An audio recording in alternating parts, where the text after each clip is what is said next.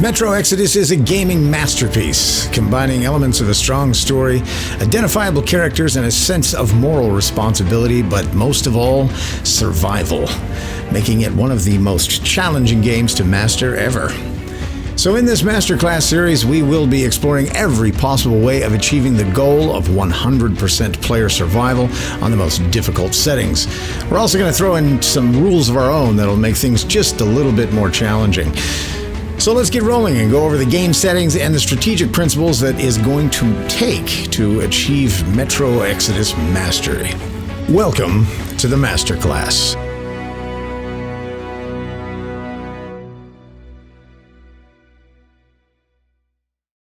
Don't you have shit to do? Everyone got to ask questions. Come on, man. The settings on our new game, we will be choosing New Game Plus. These options give us the highest possible level of difficulty. If you do not see the New Game Plus option, you have not completed the game in Hardcore Ranger mode, and you'll need to do this before joining us in the Masterclass.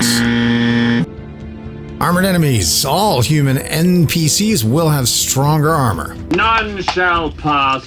What? None shall pass. I have no quarrel with you, good Sir Knight, but I must cross this bridge. Then you shall die. Backpack limit. You will be restricted to crafting at workbenches only, so there will be no crafting in the field. You are limited to carrying up to 300 each of the crafting materials. Workbenches and raw materials are also scarce all across the game. The bad weather option gives us random snow, wind, sandstorms, thunderstorms, and rain, creating challenging conditions that can be used to our advantage. We will be learning to approach every objective depending on a number of factors, including the weather. The Grenadiers, human NPCs will use explosives more often. They're also smarter, they are more alert, are more accurate with their weapons, and they will actually chase you down.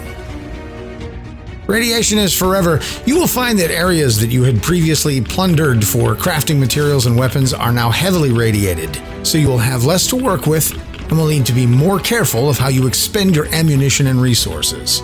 Real-time weather. We will not be choosing this option. It is a real-time 24-hour clock rather than the game's default 2-hour cycle. Tougher creatures, yes, they are much harder to kill. So the approach will always to be patient and quiet and accurate, something you will be hearing a lot of in these training videos. No weapon modes. No, we will not be bringing in all of our previous weapons. We'll have to fight to gather them even harder this time. The difficulty setting is Ranger Hardcore. All of the tips, reminders, inventory, and targeting reticle are removed. You will no longer be able to check your ammunition and supplies without a workbench. Your weapons will get dirty, overheat, and jam much more quickly. The human NPCs and mutants will be much more aware and much harder to fight. Again, you will need to learn patience and precision to survive. And finally, in Ranger Hardcore mode's settings lurks the most sinister setting of all. There is no quick save.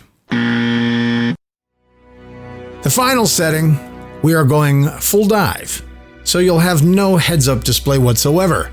To access your throwing weapons, grenades, and Molotovs, you'll have to get used to doing it by sound.